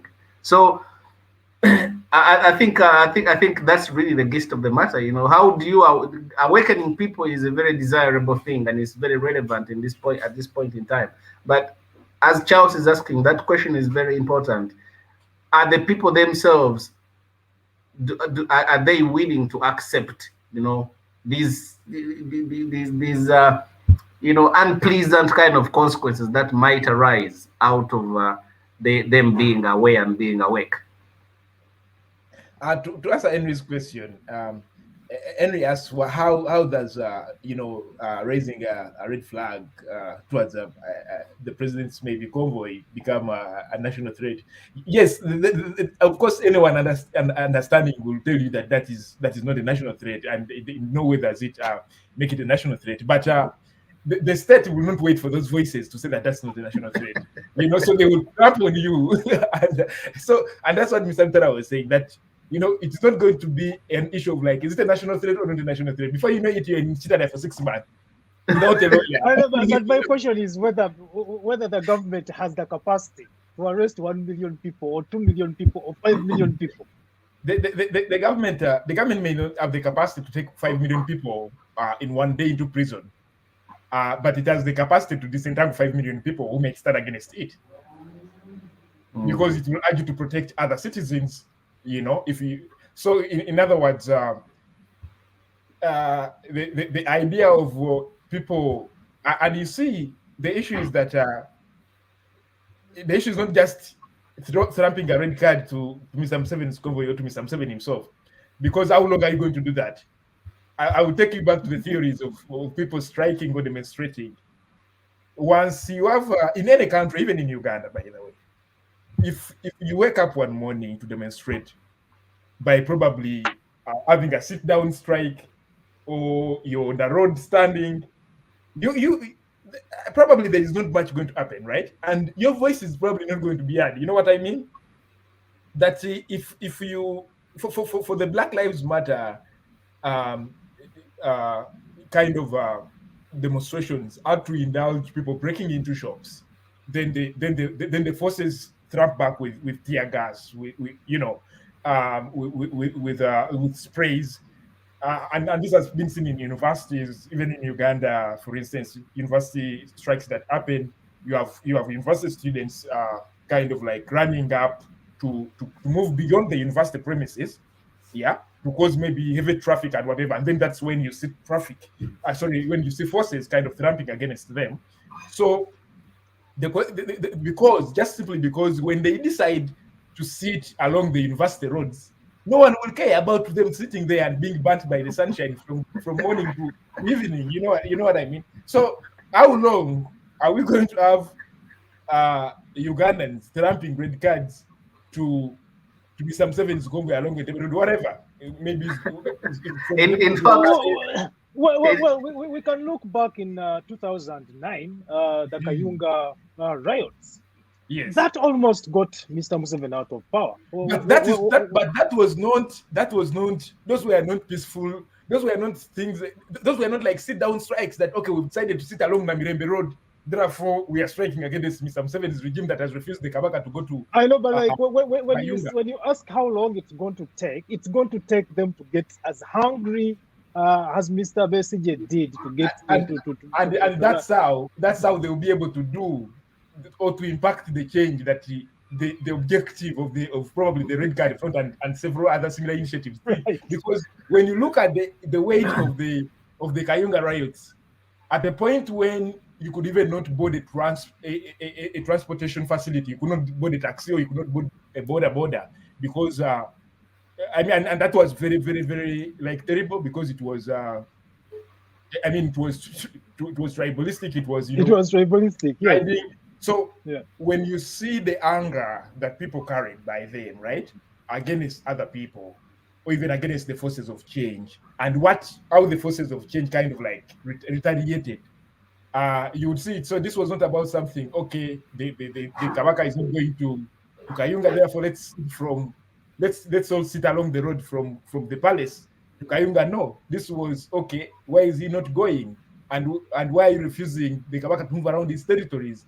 Or you have people from different territories in our territory. Therefore, let's get rid of those who are in our territories as well, right? So it kind of, they were like fists and all that. So, but peaceful protest is also very effective. We've seen peaceful protests in other areas where as people turn. I think what is required here is the determination. Of the people to say to themselves that regardless. For the peaceful demonstrations, what you're going to achieve is you're going to go on record that when ABCD was happening, we did not sit back, right, and saw all these happening, because let me give you an example. Will appreciate that our forefathers did not sleep when the country was being taken to dogs. Let me give you an example. The president of India had taken a very hardline kind of approach with Indian farmers. I think he was trying to force them into some kind of activity that they did not agree with. And the Indian farmers, in their numbers, they mobilized, they gave up, activity on farmland and work, and they all set camp in the capital. Some of them have been living there for 6 months on the streets, campaigning. I saw one guy, he said he used to have a piece of land and he had abandoned it in solidarity with the rest of his colleagues, and he set up camp in a van on a street in Mumbai, and he's been living there for 6 months. He even set up his own internet connections in his van, and that's where he was mobilizing from. But the point is that people came up, they gave up everything that we had, and they knew, and it's not without a price. It's not without a price, because obviously in other places you've seen people in the professional world, doctors, lawyers, engineers, and in their professional organizations, teachers, they have all mobilized themselves, and they are saying, we are not going to accept this. I think the latest of that has been happening, is it in the Philippines or somewhere there, where everybody is standing up and they're saying, no, we are not going to accept this kind of situation. The fact of the matter is that our democracy has been derailed. There's no question about that. I think everybody, these are not questions that are for debate any longer. Everybody knows that the situation that Mr. Museveni has created is just unsustainable. And for me, I think my peace rests with the fact that I know for a fact that should Mr. Museveni leave power under whatever arrangement, the person who comes after him, however brave, however many military attires they wear, how many pips they wear on the shoulders, however many wars and battles they have won, that person who is coming after Mr. Museveni will never have the same influence on the country that Mr. Museveni has had. So but maybe with that same kind of structures and system, you don't know that. You can't tell. No. I think there is an underlying there's a general atmosphere of frustration, and people are fed up. They just don't know, and I think maybe this is why sometimes these fronts are necessary to be there, because they kind of capture the mood, and the feelings of the people. Because I think the general feeling, around the country is that people are just not happy with the current, existing situation. Many won't say that for obvious reasons, but majority of people, they are just not happy. They are not comfortable with it. Economically, socially, their well-being, the quality of life, this concept that some people have got, the gap between the rich and the poor. I was reading an article where somebody was saying that, there is no business person who can survive in Uganda on their own without some kind of state patronage. That's what somebody was saying. And you are talking about businesses. Now, if corporates are beginning to feel like that, they are feeling the heat that the local wananchi are feeling, that the local people, the peasants, the farmers are feeling, then it kind of demonstrates for you that, there is that general underlying atmosphere, And I think for me, that's where my confidence is, that the person who comes after, in the transition, because definitely we are talking about a transition. There's no question about that. Mr. Museveni is not going to be.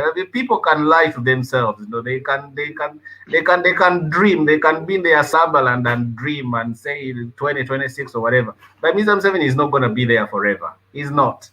I think there are some obvious lessons that can be taken from elsewhere. Well, he may not be there forever, but he might be creating a military monarch, especially now with Mr. Muhoozi in the conversation.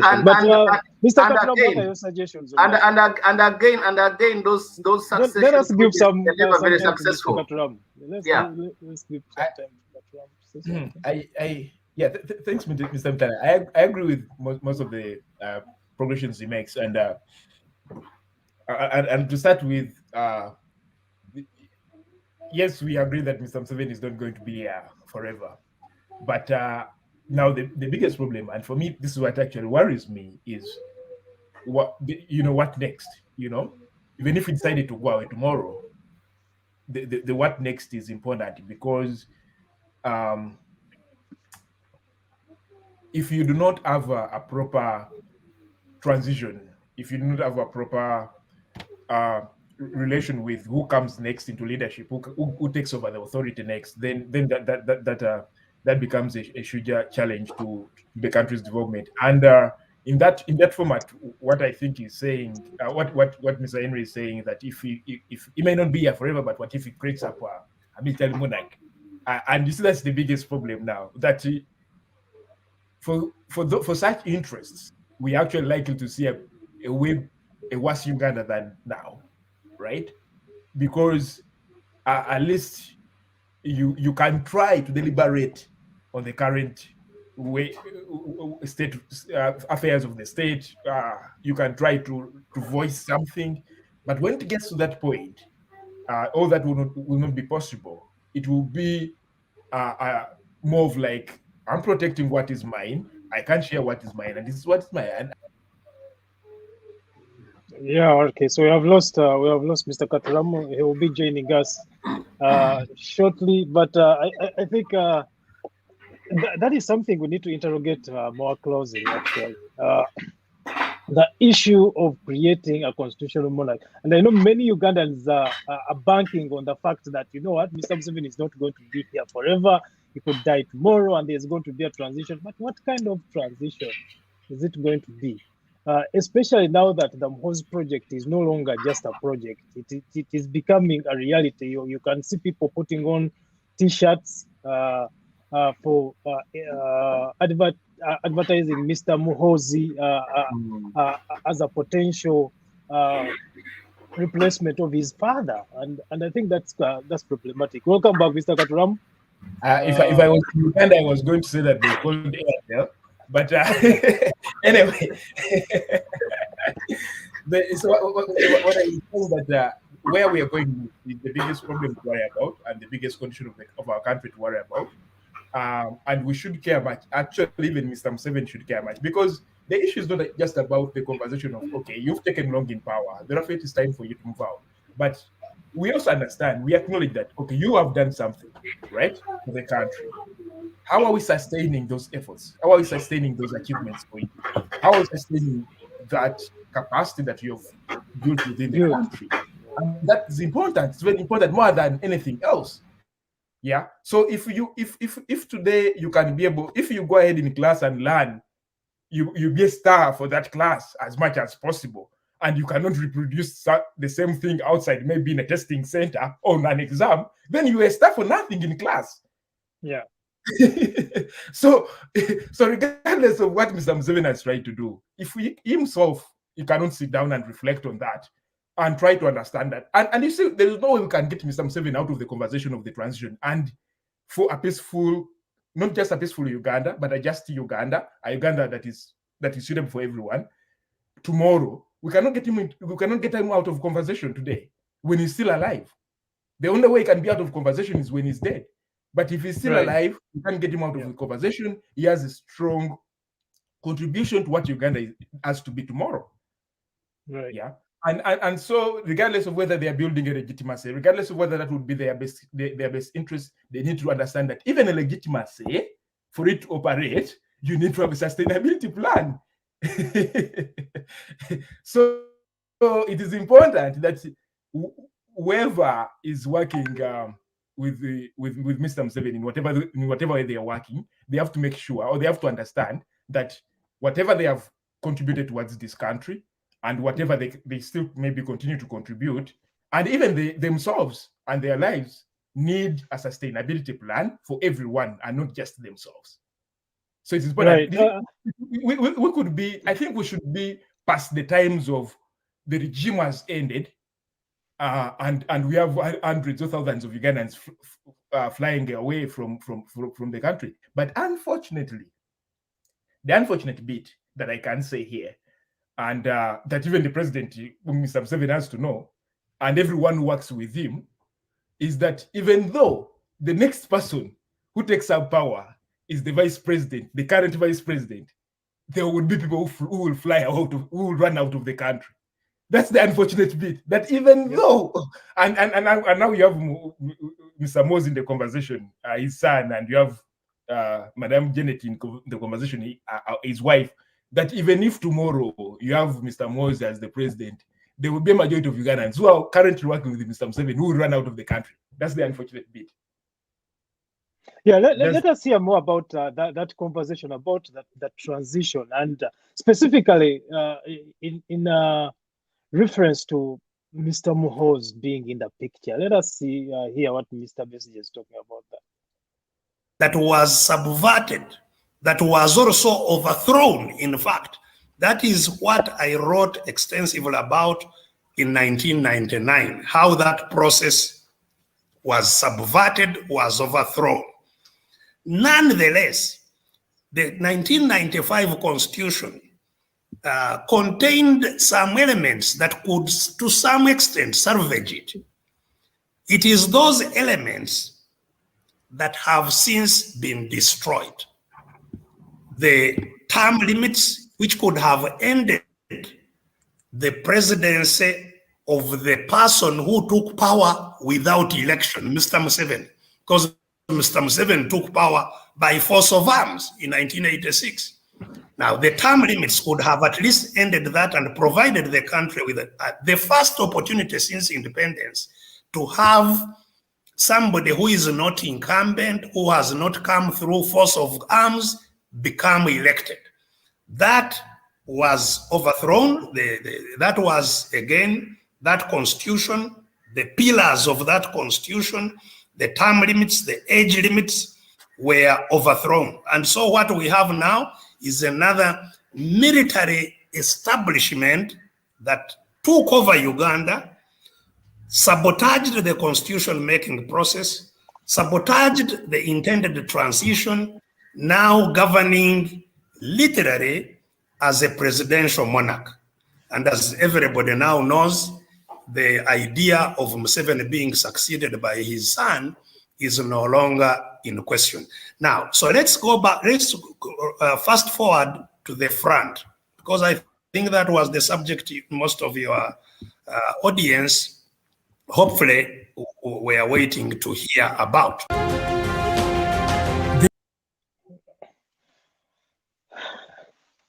Your thoughts? Yeah. So for me, I believe that I think this is as well the point that Doctor was making. When apparently, if you're talking about the transition in the country, like I said, you're not going to eliminate Mr. Museveni's contribution of voice or whatever or hand. It's the same way that you can easily see that Mr. Mose as well is in the pipeline, right? So the question is, may he be the best option for Uganda as a country? And for me, I think no. And is there a possibility, at least for the good of the country, is there a possibility that because all they care about is how do we remain in control of the country, right? But before you think about that, you will not be in control of a country that does not exist. Right. Therefore, is there a possibility that these people can reflect and understand that we can still be in control even though we are not at the steering? And even though it may not be the best option for Uganda and Ugandans in general, it may be an helpful option to ensure that we have a country that remains and a country that still stands. Just because the fruits we want are not going to be ripe in just a day. It's going to be a process. Now, when we're talking about the transition in the country, and like referring to Dr. Besigye's idea that I like most is not just the change from Mr. Museveni to another person, right? But there are things that we acknowledge that are not going well in the country, that even Mr. Museveni acknowledges, if you've listened to him over time on things he has talked about. But if we want to improve those situations, is it just a matter of the person who takes over from him? The answer is no. It's also a matter of the institutions of the country and the country at large. Yeah. And that's the reason that you see that Dr. Besigye is trying to drive to the Ugandans. That's the initiative that he's trying to, the mindset that he's trying to rebuild among Ugandans. So that's the process. It's not going to happen in a snapshot. It's not going to happen by just having an election and we usurp someone, or it's not going to happen by a coup or whatever. You know, it's going to be a process, but a process that acknowledges other people's voices, that requires Ugandans to contribute towards that process or towards the end goal, you know, that we want to kind of like better our country. And for me, that's why I'm saying that even though their kind of interest in building the legitimacy may require them to be in leadership, they can still win that even when they are not at the steering. And that in one way or the other. Yeah, so I guess I'm just that one way or the other may not be the best interest of Ugandans, but not at every point that you get everything that you want in full, right? But when we acknowledge that it's a process, we shall then abide by that process and make sure that we can run with that process and contribute towards it as we achieve the end goal. And this is what I said back when I mean Kyagulanyi is coming at the center of the game was not because Kyagulanyi was the best option, or not because Kyagulanyi was the best. It was the best we could have to become the president, but Ugandans desired to see someone different, and not because Kyagulanyi could do whatever he was saying, maybe, or whatever he manifested, or not even this Dr. Besigye can do whatever he manifests, but actually it can even be worse. I always say this, that the next person to take over from Mr. Museveni can even be worse than Mr. Museveni. Yes. But part of the process of the transition for the whole country and the institutions, the change of institutions, requires one of the things we should talk about, and one of the things that needs our attention as a country is who's next, or who should take over. How bad is it? Exactly. And it is part of the process. Otherwise, how best they perform they can actually perform worse than Mr. Museveni, but that shouldn't mean that Mr. Museveni should not go home and rest. No. Right. So do you think the NRM think the NRM missed an opportunity in Prime Minister Mbabazi when he came? Because they were all pretty much the same people. And why are the conversations now surrounding Mr. Rwabogo and Mr. Muhoozi in terms of transition, Mr. Mitala? I think it's not very difficult to see why the conversation is going towards that direction. Number one is hereditary, dictatorships are not something very uncommon. We have seen them happen elsewhere, and I think every single one of them that has been in power, occupying power with the excesses that we are seeing in our own circumstances, has entertained, some kind of wish kind of thinking, that they can get, one of their own to succeed them. But I think for me, I am at peace with the fact that most of these enterprises, they are usually very unsuccessful. So I'm pretty sure that when that kind of situation arises in our context, I'm pretty sure that the Ugandans will reject it. And that's not the case with Cameroon. As I said, it's not a new concept. Hereditary kind of dictatorships is not a very uncommon kind of thing. But even in Cameroon, the person who is there coming after his father is not necessarily having a very good time. Because again, there's this whole. It's all about the legitimacy. How much legitimacy? And I think this is the question that I asked Dr. Besigye the other day: is that the people who are behind these schemes, do they even have any remorse? Do they even think about maybe the next 10 years or so many years? What is their game plan? Regardless of whether who takes, even if it was you have a chance of people leaving the country running for their lives. And that's I just want to say that I think, in my opinion, in my humble opinion, I do not think that a son should be held accountable for the sins of his father, And I think we have an example. We have Gaddafi, the junior Gaddafi is now back. He's contesting for the presidency in Libya. We saw him signing the papers. This is the man who stood on national television and called citizens cockroaches and so on and so forth. I hope that the people who are, concerned, if us Ugandans who are concerned in this kind of situation, that we will never accept that kind of situation and we shall reject it. The consensus in Libya is that the name of Gaddafi appearing on the ballot itself is as divisive as it can be, and the general consensus that he has no chance of winning the presidency. So if he does subject himself, to the scrutiny, there's no problem. I'm sure, the opportunity will arise for us to ask the serious questions that need to be asked. It is kind of pathetic and, really bizarre. And I think it's, and I don't want to say that it's unthinkable, but I think the biggest problem this really presents is that there are people who have really, people who have been hurt, in the last 30 years or 35 years or so. There are people who have been hurt so much. I think there is a need for this national reconciliation. Some other countries have attempted to put together a mechanism where there has been dialogue, and they has made an attempt to try to bring about this kind of to end the acrimony. But I think one of the problems that is possibly likely to be faced in our situation is that an opportunity would have been lost for us to properly put ourselves on a journey, on a clear path for true and realistic democratic practice, if we allow these kind of things to be imposed on us. But I do strongly believe that sons should not be judged by this on the basis of the sins that their fathers have committed. If he comes, let him come. I'm pretty sure there will be another Ugandan who will be able to stand up and put forward a formidable kind of challenge. And I've got some confidence and faith and belief that the masses will will see through that enterprise, and possibly they will not accept it. The question is whether he's eligible to stand according to the constitution of Uganda. He was born in Tanzania. He cannot be eligible now because he's still in the forces, but I mean he can leave the forces anytime. I know, but he was also born in Tanzania.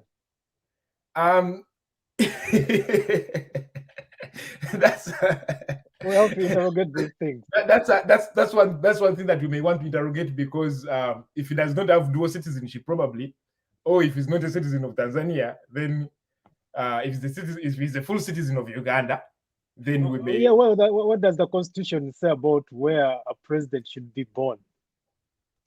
Exactly, and I think that's what you were saying, that I think we need to interrogate that. And I think also, if you're raising these questions now, or if we are raising such questions, I think he also knows. So if he decides to come up, is aware of what is turning up as his defense in some way or the other. Our constitution has suffered, terrible assaults, I think, in the recent past. So you can't rule out anything.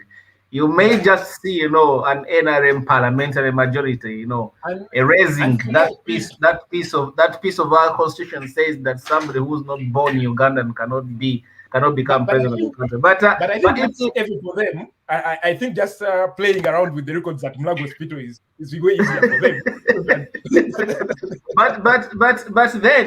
but again, if that arises and that's the issue that excludes him from contesting, then so be it. Then the question is solved. Then the question doesn't even need to be asked, because then the constitution will be clear on that. It's just the same way as the question of your academic credentials. What do you need to become a member of parliament? You need to have A levels. You need to have this certain sort of qualification. If you don't have it, the option you have is to revert to NASA and make yourself a certificate. And then that becomes an issue that can be resolved in another mechanism. But as ultimately, if the question of birth and citizenship comes into play, I'm glad that we live in the digital age now. I think there are certain things that you cannot lie about any longer. If that's the question and that's the position of our constitution, then so be it. The constitution is the primary piece of legislation, and it takes supremacy over anything else. That's true, Mr. Mitala, but I also think that these people can lie over anything. That's what I say. That our constitution has been assaulted so many times. You can never say never to anything. And that's why I was saying that the option of them usurping Mulago records may become a better option for them. I mean, I don't think it's that hard. Museveni did that in the diocese church in Mbarara, right? For his baptism. So, at the time when people were very critical on who gets baptized, we know very well that earlier families, I mean, to get baptized, this was something that was really families were really so religious, right? So baptism was something that happens as early as possible for these families. And if at the time you can actually remember when you were baptized, you remember the events that happened, and it was almost so. This can still be played out. That's the beauty of church records, is that you can't alter them. They are what they are. If But they place you, But they were altered. if the church records place you at a certain event at a certain time on a certain date and time, the chances are it's what it is. So exactly, that's what any understanding person would be able to acknowledge. But in this scenario, it was a different case. It was a different case. Yes. Yeah. It is a different case. But the honest truth is that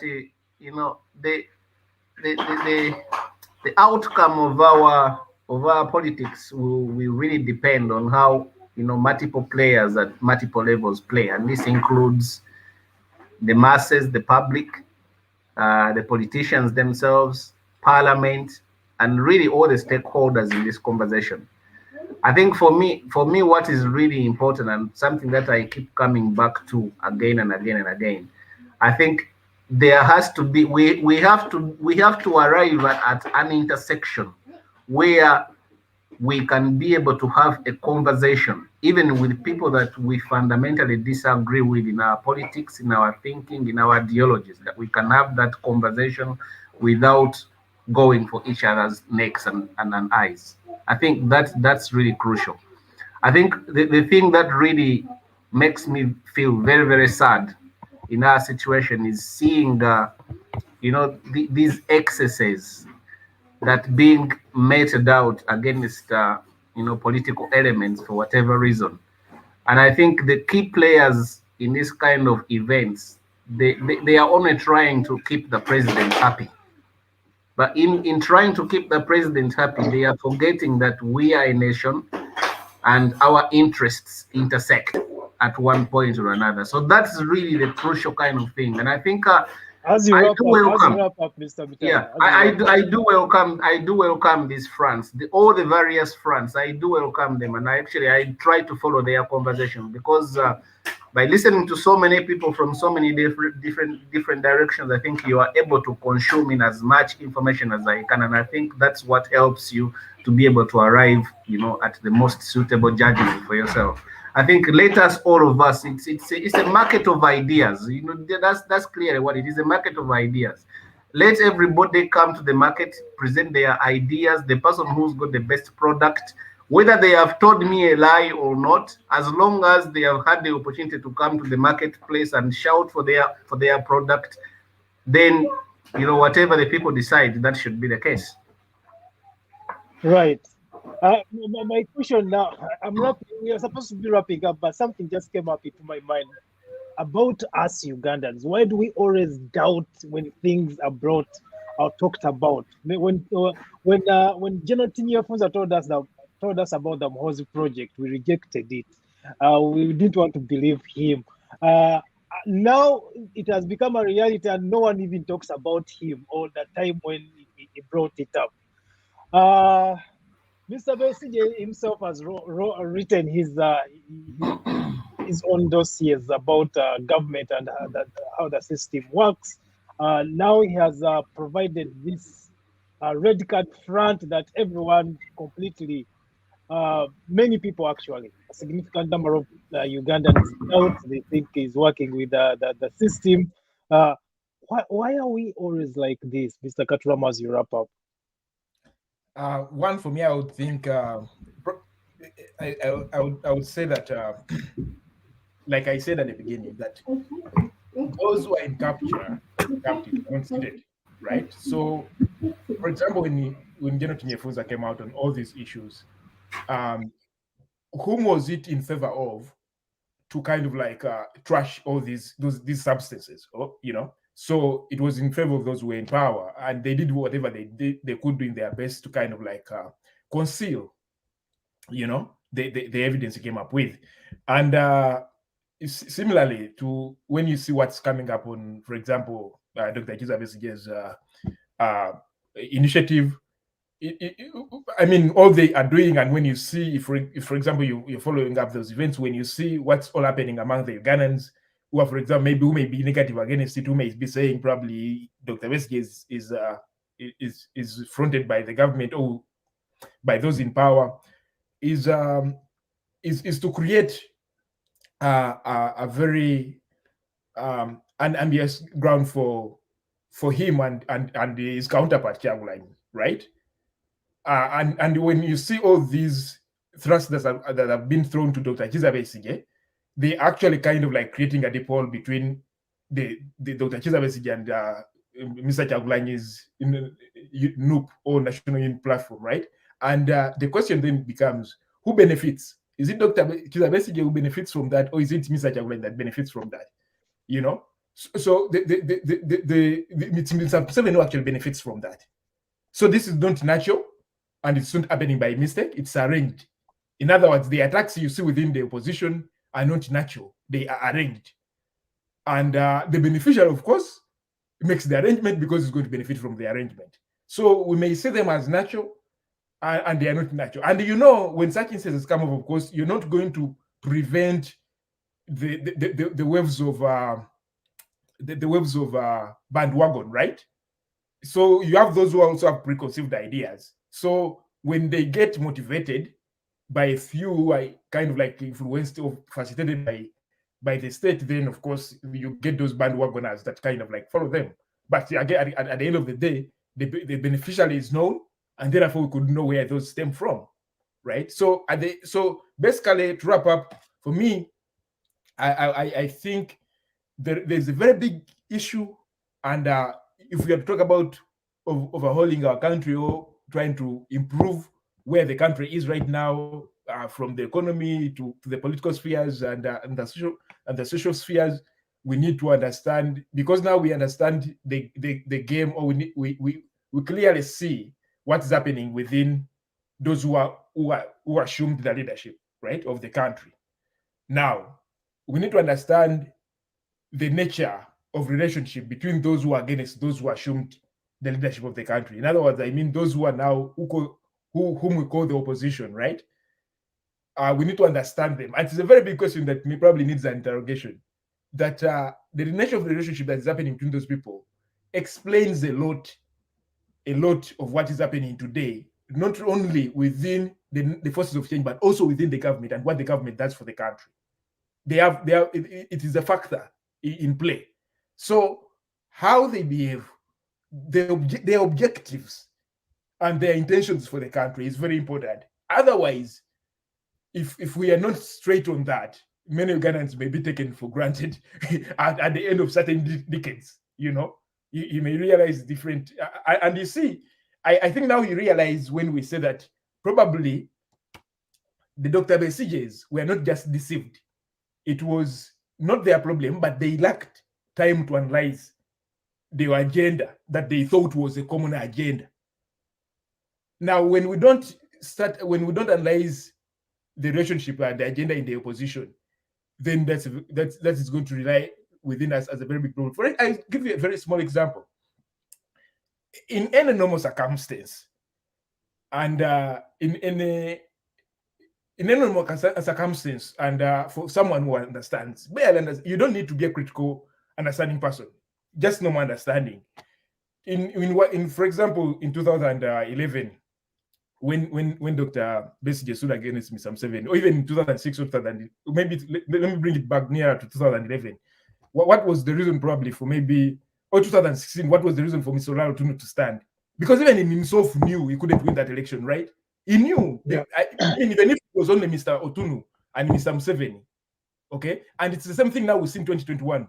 If probably, why would we see, for example, Norbert Mao standing against Mr. Museveni, because he knew, even himself knew that even though we leave Mr. Museveni and Norbert Mao in the race too only, he would still be beaten. Not because Mr. Museveni would have cheated, and that one I would say, not because he would have cheated, that's the truth, not because he would have cheated. So why would we see? So who benefits from these people, from the disintegration of these people? And why is their relationship so rocky?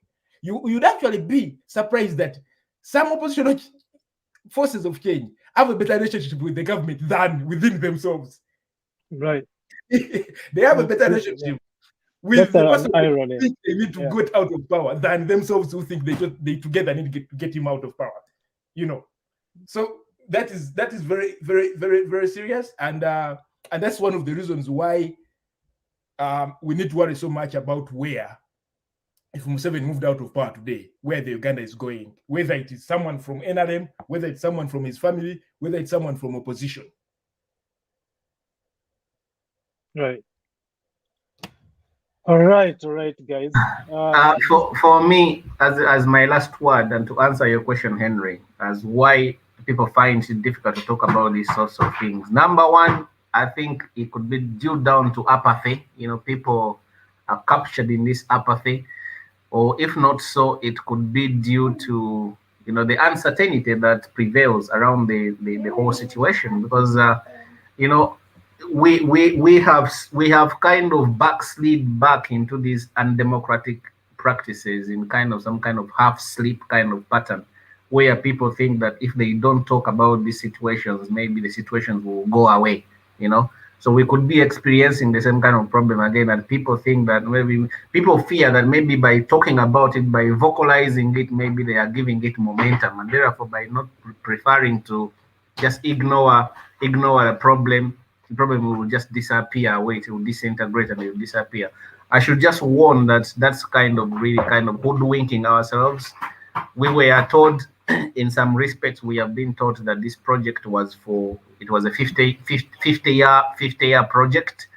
We have done 35 of those. So it's not really unconceivable to imagine that in the next 25 years will be the completion of those 50 years project. It's not really unconceivable. But I think what people need to remember, that these things, they do affect you at an individual level. You might look away, as Dr. Besigye has called us, that those of us who wear ties and speak fine English, that we are stupid because we don't really want to engage in these conversations. And he could be right, because obviously these things, they do affect you at a very personal level. You might see somebody might say, "Oh, how does it concern me? If so and so is the president, how does it concern me? As long as I have my job, I have my car, I can do ABCD, I've got an ATM card, I can go to the bank and withdraw some money. So that's all fine. But there is a price to pay. At the end of the day, there is a price to pay. And I think when we have a very kind of ugly democracy, nobody will survive in that kind of situation. So apathy is what I would put it down to, and I hope that we can come out of that. So these fronts are welcome, because then they awaken people out of that apathy. People then begin to think about. You might say something here that somebody will take back home and think about it critically and say, I didn't realize that this is what was actually happening, but I think it is happening. And I think that's why the establishment finds it very difficult to allow space for these kind of conversations to take place, because they know that by allowing space for this conversation to take place, they are risking that the project might be dismantled before it has started to germinate. So I think for me, that would be my analysis on that one. Thank you so much, Mr. Mitala. Thank you so much, Mr. Katuramu. This is a very interesting conversation.